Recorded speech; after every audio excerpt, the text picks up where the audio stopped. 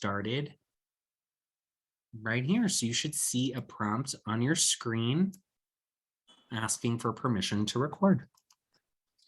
So again, welcome to our June Advocates Network meeting. We meet on the second Tuesday of every month to build community and to take action together as advocates from all across the state who want a more adequate and equitably funded K-12 public education system.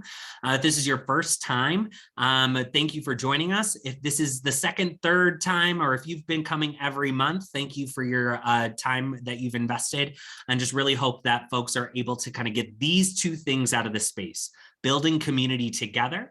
So highly encourage you to page through the chat and see if there are folks that you want to introduce yourself to, other advocates in your community, and build that collective power together. And at the end of today, like every meeting, we'll have some opportunity to take action together. Again, these are monthly meetings, and in order to get access to the Zoom link, you register every month. And so if you already know you're ready to come for July, here is the July registration link in the chat, and I will leave that for you there. Our July meeting will be on July 12th, 2022 from 4:30 to 5:30, and you can grab your Zoom link by registering using the link in the chat. When we come together, we've built our community around a few of these shared norms and commitments, moving up and moving back, being able to share our knowledge, our expertise, our hopes, but also creating room for folks to do that as well. No one knows everything, but together we know a lot. So we're here to join a learning community together. We're coming together with shared values around public education and wanting to support our students and educators. So we're bringing forth that spirit of presuming positive intent, but knowing that we all come from different walks of life, have different identities and different lived experiences. And sometimes our impact might not match our intent. And so just being able to really create that learning space and build those bonds and relationships. And it's also important just for us here at Great Ed, and anytime that we build space together, to really acknowledge that the work that we do for the state of Colorado and for our communities, that these lands that we live on were former Indigenous communities, and that we just want to start off with a land acknowledgement, which is a way of resisting the historical erasure of Indigenous peoples, and a small part towards making sure that we're honoring and inviting truth into this space. So I'd like to acknowledge that the land on which we reside and are calling from today, where I am in Denver, is the traditional territory of the Ute, Cheyenne, and Arapaho peoples, and that Colorado is the home to 48 contemporary tribal nations. And as part of our advocacy for public education, we want to honor the past, current, and future contributions of Indigenous communities across our state, and fight for a public education system that provides all students an adequately and equitably resourced education. So our Advocates Network meetings have a similar structure each time. We take some time first to meet others from across the state and really start our meetings by listening. We'll have an opportunity to learn in some kind of presentation opportunity, which today I'm going to update you on Initiative 63. Where are we at so far in our volunteer efforts, and what are our goals for the month of June? And then our lead portion will be taking action together. And so here is your prompt for the breakout room that you are about to head into. As we head into summer break, what reflections are you carrying with you after this school year? So I'll repeat that again. As we head into summer break, what reflections are you carrying with you after this school year? I will go ahead and open up our breakout rooms. And you will see an invitation to join your breakout room here in just a second. I'll give folks about a 2-minute warning and a 1-minute warning when we're about to wrap up the breakout rooms. And I'll also make sure to broadcast this question into your rooms so that you have a reminder. But please, on the bottom of your screen, accept the invitation to join your breakout room. If you didn't see an invitation pop up on your screen, you'll go ahead and click on the breakout room button on the bottom of your screen in order to enter your breakout room.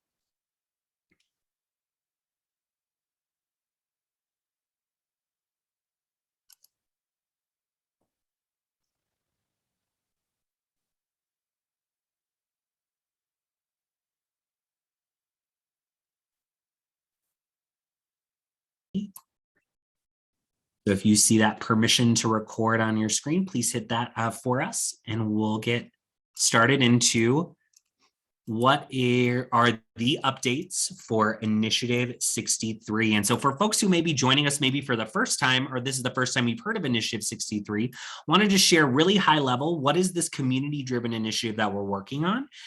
It is an initiative that would provide about $900 million of additional funding for our P-12 public schools without changing taxes or tax rates, because we would ask the voters to dedicate 1/3 of 1% of taxable income to a fund called the State Education Fund every year.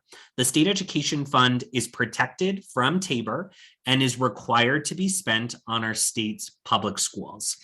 And so this would be asking the voters in years where we may have TABOR rebates to retain those revenues, but this would be every year into the future. And these funds would be for attracting, retaining, and compensating teachers and student support professionals. These would be supplemental dollars, not supplanting. And this is one step forward in many important changes we need to make to how we fund our public schools.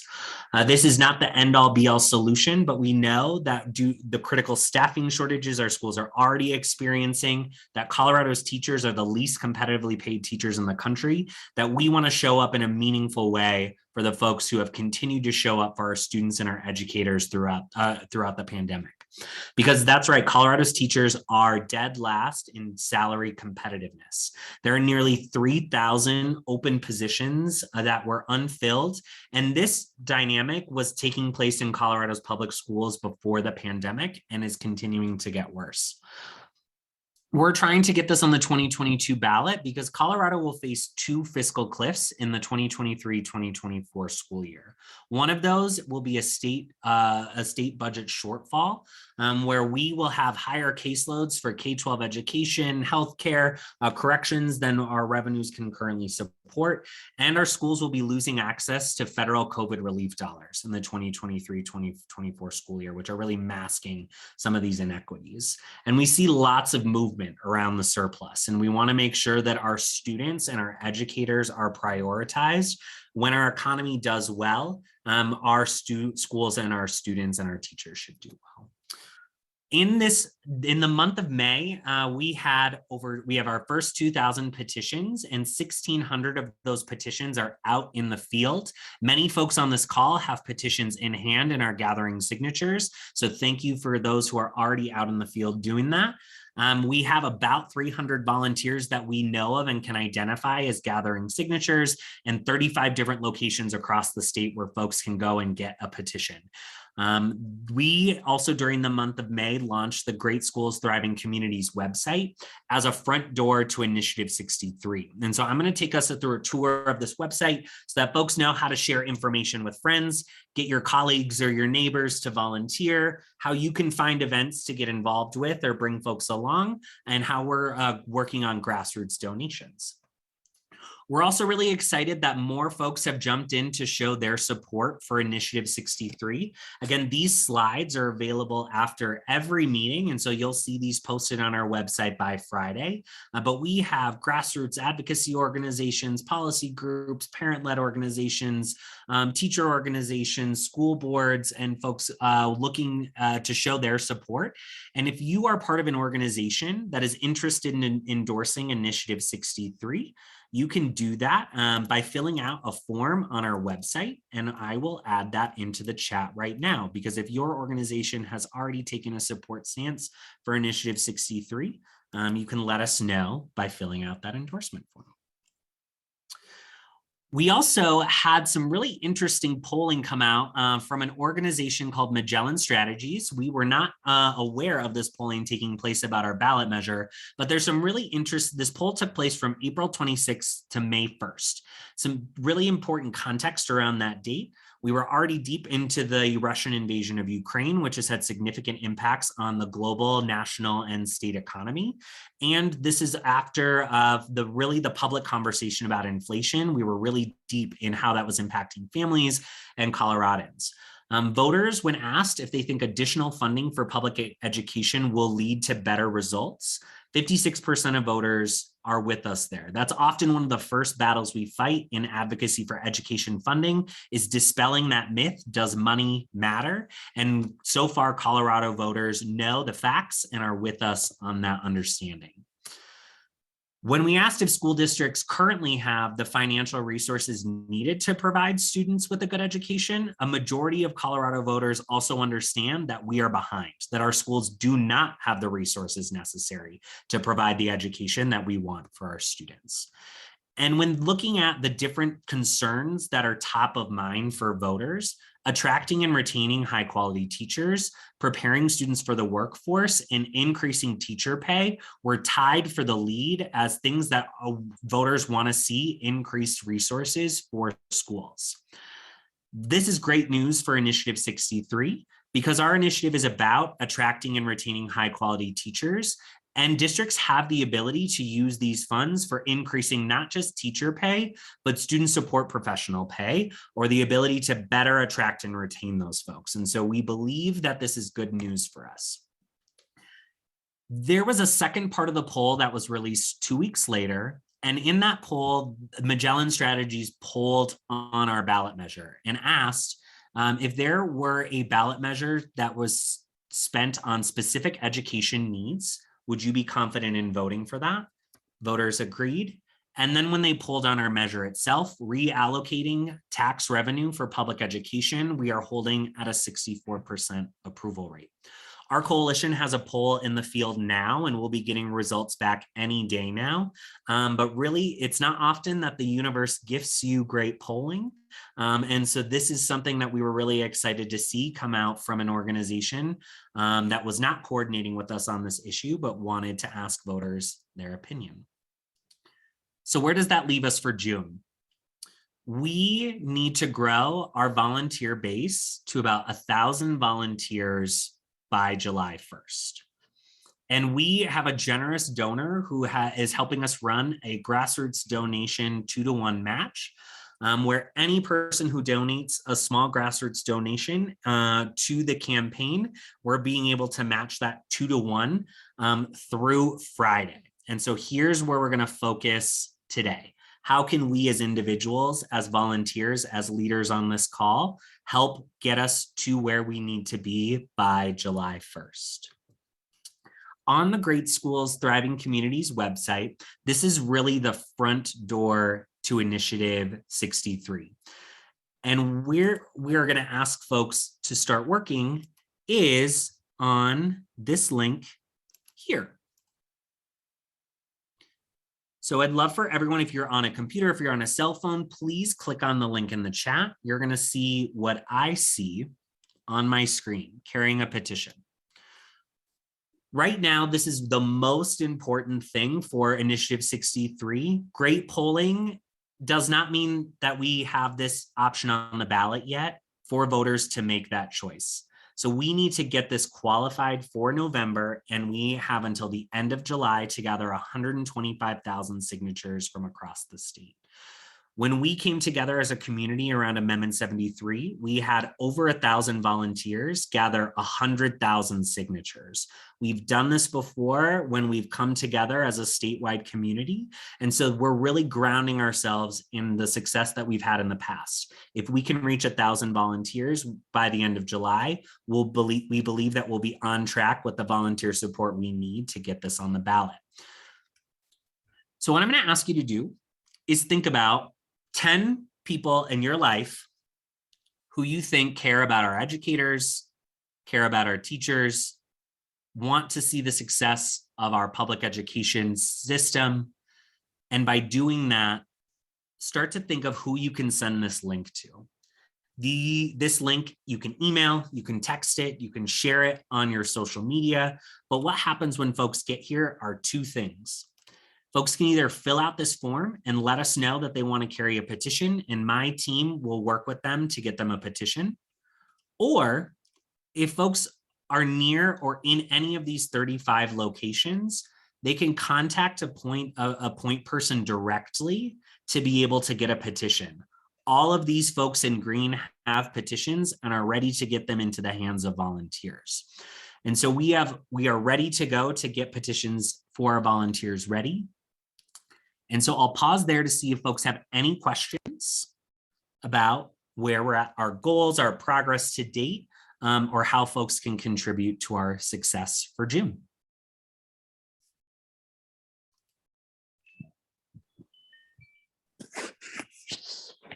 Cody, I want to ask, are you going to have a mid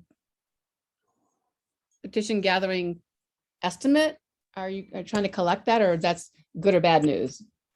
We are currently getting petitions back from our May delivery. We called back petitions from folks who had them towards the end of May. Some folks still wanted to finish their petitions. Some folks are ready to send them back. So I've got a drawer full of petitions back here that have been notarized and are ready to go to start counting those signatures. But our push so far has been to like really get as many petitions out as possible.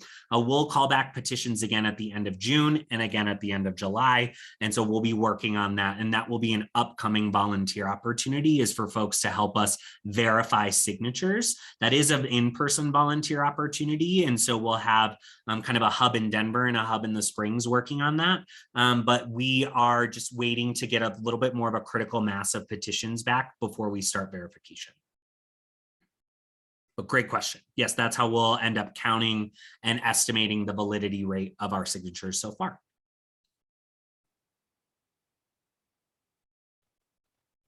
Any other questions?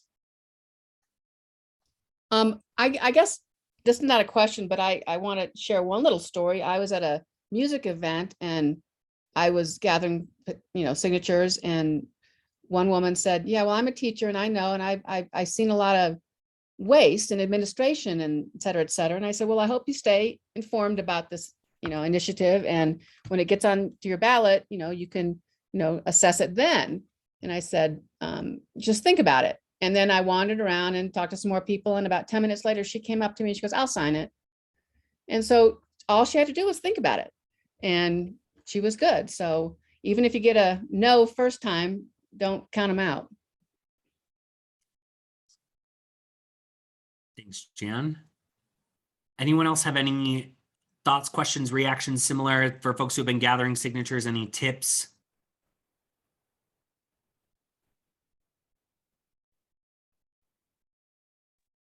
Well, I know that my friends who were gathering signatures in Adams County said that having the money pay to be for paying teachers more was the most convincing selling point.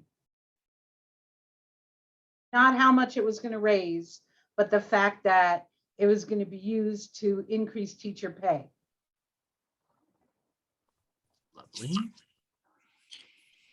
The comments that I have heard are exactly that, Evie, in terms of supporting that the money is going directly to teachers. But the one question that has come up to me numerous times, and that is, how do you make sure that districts spend the money for the teachers? And because again, the accountability and the local control.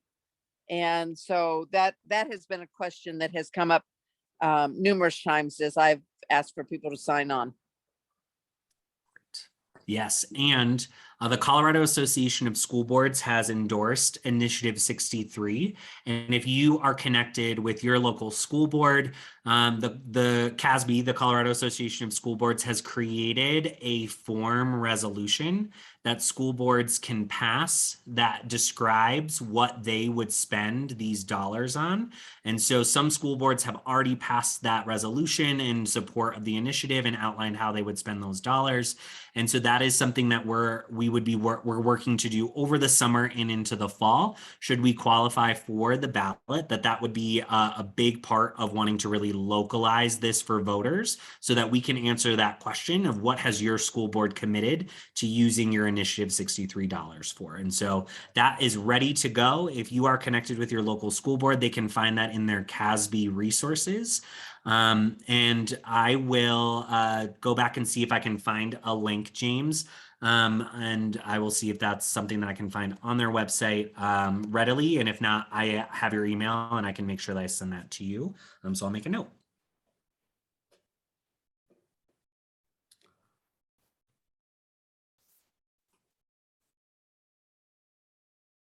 And I see a question in the Cody, there's chat. a question. Oh, yeah, you got it. Yep.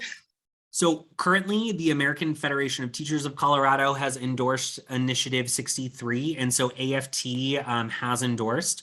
There are a handful of local chapters of school boards that are more in the realm of the Colorado Education Association, but we are still waiting on a position from the statewide Colorado Education Association, and we are in conversation with them. They are a member of the GSTC coalition, and now that the legislative session is wrapped up, we are just waiting to hear whether their ballot measures board has met to discuss and create their position statement on this measure. And so we are working on that. And a CEA is a member of the GSTC coalition. But if you're looking for organizations that have already officially taken that endorsement position, that is listed on our website. But if you're a member and you want to chat more, my email is available, or definitely reach out to folks that are your contacts for your locals. And I am happy to be a resource for conversation should that prove helpful. Any other questions? And it's my understanding that the that the funds could also go to enhancing resources in terms of people for teachers. And it seems to me, in light of the, our latest school shooting and all the, well, we want to harden schools, but the information from the researchers that says that what we need to do is get to kids early, their research has shown that shooters typically have childhood trauma that hasn't been addressed. And so to me, teachers have more resources in the schools, more psychologists, more paras, more smaller classes, so that they can really address, this is really front end stuff, but address kids' social, emotional needs, the stuff Nancy's talking about. It just seems to me that that's an added plus for this amendment. Yeah, absolutely. This initiative is for attracting, retaining, and compensating teachers and student support professionals. Student support professionals could be paraprofessionals, mental health supports like counselors, social workers. Colorado has had over a decade of cuts through the budget stabilization factor to our districts, but our 178 districts have had to make those difficult choices on what to cut or who to cut in different ways. And so the spirit and the legislative intent behind the measure is really acknowledging that some districts had to lower pay, keep pay stagnant. Some districts let go of staff. So some districts need to hire more folks. Some districts need to pay folks more. Some districts are needing to do both, all the above and more. And so we wanted to be able to respond and say, it really is our people who we need to take care of. And that's broadly our educators, our classroom teachers, and all of the folks who work in our schools. And so that is really, I'm glad you bring that up, Sally, because that is the intent of the coalition and why we went with the phrase teachers and student support professionals, so that we could really think about the full team of educators that support our students. Jan's a rock star. She already got the CASB measure link into the chat. Thank you for doing that, Jan. Again, leaning into that commitment of together, or no one knows everything, but together we know a lot. So Jan, thanks for tracking that down and getting that in the chat. But with that, folks, June really is the spirit of we've got work to do. We've done this before. We can do it again. But we did this with the strength of over 1,000 volunteers across the state working in community together. And so that's our next goal. We have a really phenomenal start of over 300 volunteers gathering signatures. And just to share from an organizer's perspective, the fact that we could print our petitions and get them into 35,000 city or locations across the state and have hundreds of people have them in hand ready to go is a testament to the work that we've done over the last 5 years or more. Each time we come together to fight for this issue, we become stronger.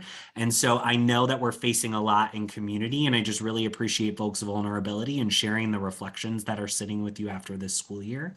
And what keeps me going is folks like you who keep showing up, and we're dedicated to supporting our public schools and our educators, because then we are supporting our students. And so thank you so much. With that, this 15 minutes of time, I really want to give back to us to do the work, because this is the time, the clock is ticking, and we have some important work to do, but some work to do that is possible when we do it together. So I'm going to stop the recording. I will keep this room open. If you have any questions, I am your resource. But with that, I really want to encourage folks to take these 15 minutes, send the carry a petition link to however many advocates you can, and let's get growing and let's keep moving. So with that, I'm going to stop the recording, and thank you so much.